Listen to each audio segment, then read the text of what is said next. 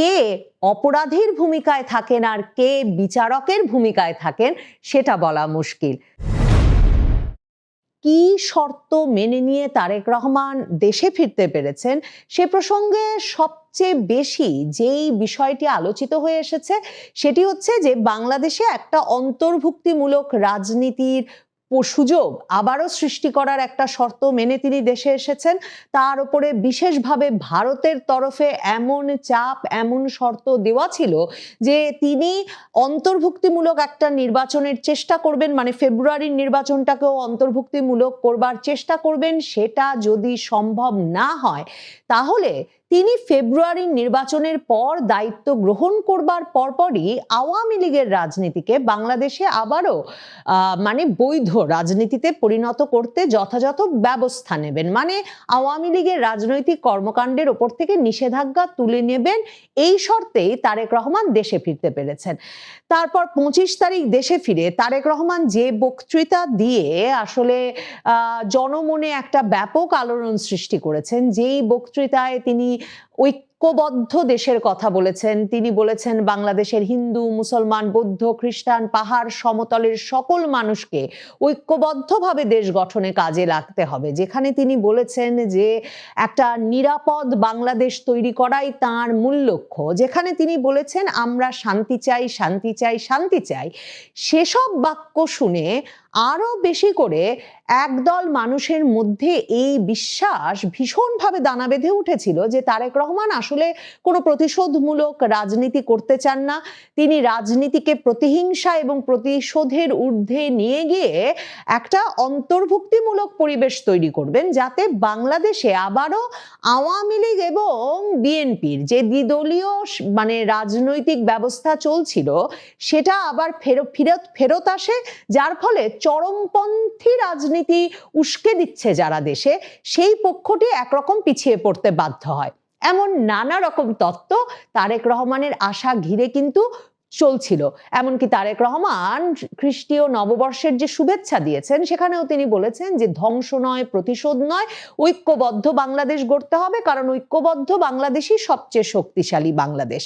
কিন্তু যারা বাংলাদেশের রাজনীতিটা মানে খুব নিবিড়ভাবে পর্যবেক্ষণ করেন এবং যুক্তি দিয়ে বিশ্লেষণের চেষ্টা করছিলেন, তাদের পক্ষে বোঝা খুব মুশকিল হচ্ছিল যে ঠিক কি প্রক্রিয়ায় আওয়ামী লীগকে এমন বিপদে উদ্ধারে বিএনপির পক্ষে এগিয়ে আসা সম্ভব, কিংবা তার মানে আওয়ামী লীগ বিএনপির একটা রাজনৈতিক মৈত্রী হবার মানে পরিস্থিতি কিভাবে সম্ভব। কারণ তারেক রহমান আসার পরপরও কিন্তু আওয়ামী লীগ সভানেত্রী শেখ হাসিনা আওয়ামী লীগ নেতৃবৃন্দ, নেতাকর্মী, সমর্থকদের উদ্দেশ্যে সামাজিক যোগাযোগ মাধ্যমে ভাষণ দিয়ে বলেছেন 17 বছর পর প্রেসিডেন্ট জিয়ার ছেলে ফিরেছেন বটে, কিন্তু যুব দলের এক নেতাই প্রথম 32 নম্বরে আগুন দিয়েছিল 32 নম্বর ভাঙার সময়।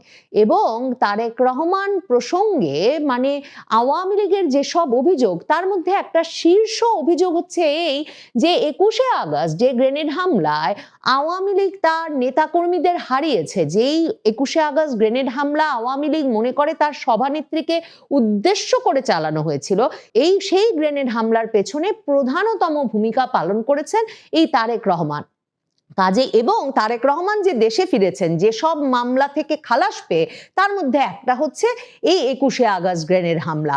তারেক রহমান প্রসঙ্গে গত কমাসে মানে বিএনপি সঙ্গে আওয়ামী লীগের কোনো রাজনৈতিক মৈত্রী হতে পারে কিনা, মানে বিএনপি যখন গত 15 মাস কোণঠাসা অবস্থায় ছিল তখন প্রায়শই যখন বিশ্লেষকরা এই আলোচনা তুলতেন তখন বারবার আলাপ হতো যে সারা বাংলাদেশে আসলে আওয়ামী লীগ নেতা কর্মী সমর্থকদের ওপর যত মামলা দেওয়া হচ্ছে তার সিংহভাগই দিচ্ছেন বিএনপির নেতা কর্মী সমর্থকেরা।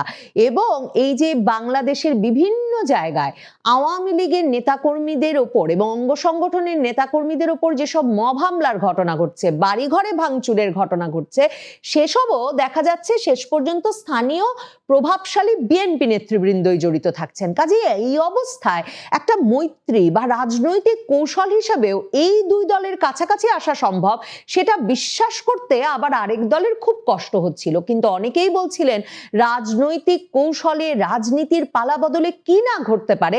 আর বিশেষ করে তারেক রহমান আসার পরে ভারতকে একটা ফ্যাক্টর ধরে অনেকেই বলছিলেন ভারত শুধুমাত্র এই শর্তেই যে তারেক রহমানের বিএনপিকে আওয়ামী লীগের রাজনীতি করার সুযোগ করে দিতে হবে, শুধুমাত্র এই শর্তেই তারেক রহমানের ফেরার বিষয়ে এবং তারেক রহমানের পরবর্তী প্রধানমন্ত্রী হওয়ার বিষয়ে ভারত এমন সমর্থন দিচ্ছে। ভারত তারেক রহমানকে যে ভীষণভাবেই সমর্থন করছে সেটা খালেদা জিয়ার মৃত্যুর পর ভারতের প্রতিক্রিয়ায় স্পষ্ট।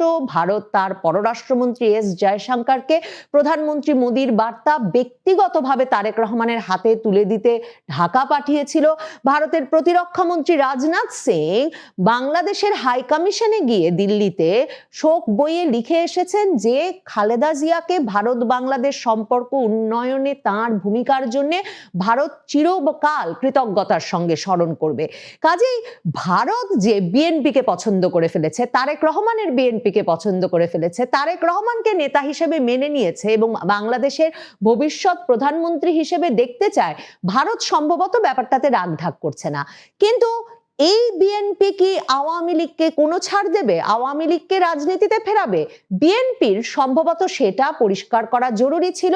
এবং বেগম খালেদা জিয়ার জানা যায় যেখানে লক্ষ লক্ষ লক্ষ মানুষের সমাবেশ হয়েছিল, সেখানেও তারেক রহমান পুত্র হিসেবে এসে ধর্মীয় এবং সামাজিক প্রথা অনুযায়ী মায়ের ঋণ পরিশোধের প্রতিশ্রুতি এবং মায়ের জন্য দোয়া চাওয়া ছাড়া অন্য কোনো কিছু না বললেও তাদের দলের পক্ষ থেকে স্থায়ী কমিটির সদস্য বর্ষিয়ান নেতা নজরুল ইসলাম খান যে বক্তৃতা দিয়েছেন সেখানে পরিষ্কার যে শেখ হাসিনার ওপর গ্রেনেড হামলার জন্য যেমন আওয়ামী লীগ, বিএনপি সরকার, খালেদা জিয়ার সরকার, খালেদা জিয়া পুত্র তারেক রহমানকে দায়ী করে, ঠিক তেমনি বিএনপি খালেদা জিয়াকে জেলে রেখে একটা অস্বাস্থ্যকর পরিবেশে রেখে মৃত্যুর দিকে ঠেলে দেওয়ার জন্য সরাসরি দায়ী করে শেখ হাসিনাকে। ফাঁসিবাদী হাসিনার ব্যক্তিগত প্রতিহিংসার শিকার হয়ে মিথ্যা মামলায় 2018 সালের 8 ফেব্রুয়ারি থেকে 2 বছরের বেশি সময় অন্ধকার কারাগারে আবদ্ধ থাকার সময় উপযুক্ত চিকিৎসার অভাবে দেশনেত্রী দারুণভাবে অসুস্থ হয়ে পড়েন। সমগ্র দেশবাসী সাক্ষী, পায়ে হেঁটে তিনি কারাগারে প্রবেশ করেছিলেন, কিন্তু নির্জন কারাগার থেকে তিনি বের হলেন চরম অসুস্থতা নিয়ে।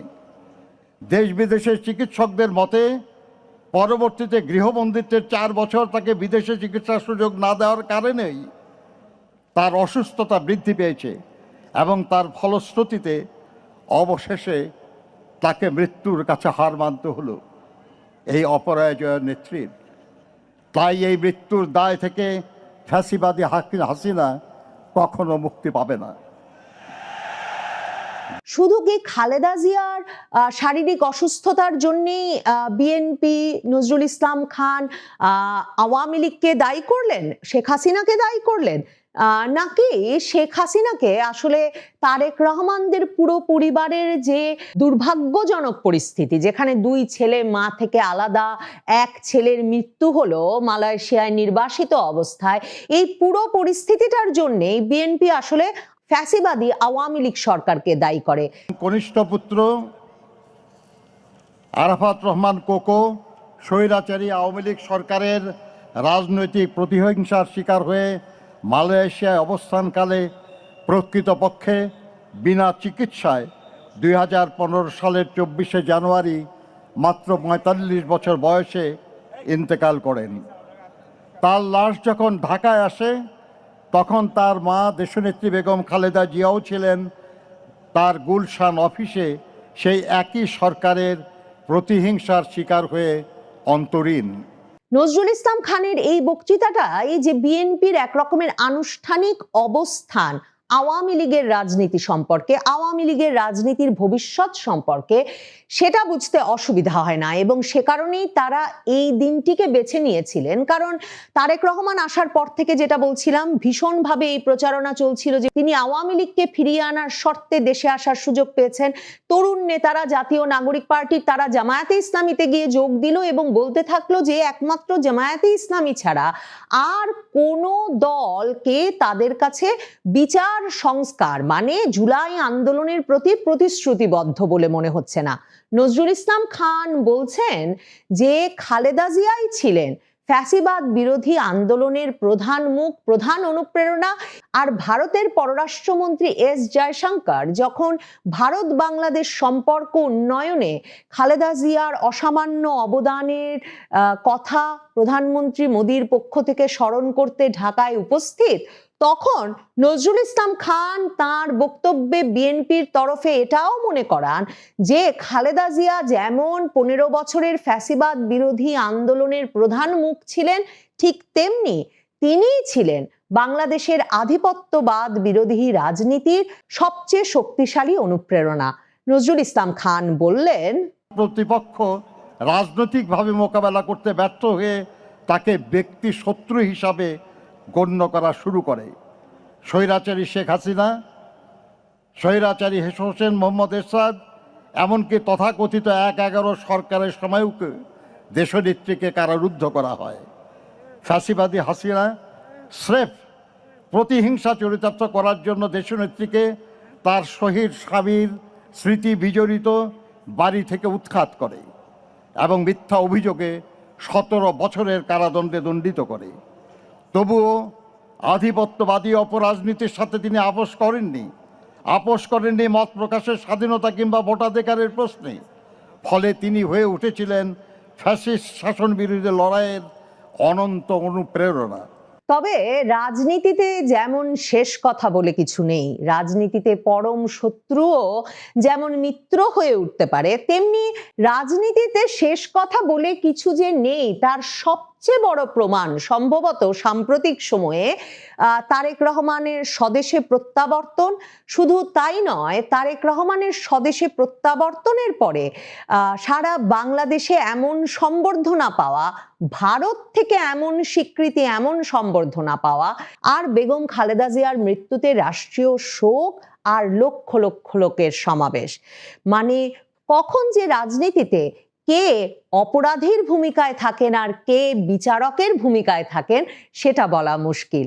তারেক রহমান যখন 2008 সালে দেশ ছেড়েছিলেন তখন তো নয়ই, এমনকি নভেম্বরের শেষে কিংবা ডিসেম্বরের 12-13 তারিখে তারেক রহমান দেশে ফেরবার তারিখ ঘোষণার আগ পর্যন্ত, এমনকি 25শে ডিসেম্বর তিনি দেশে পা রাখবার আগ পর্যন্তই সম্ভবত একটা বিরাট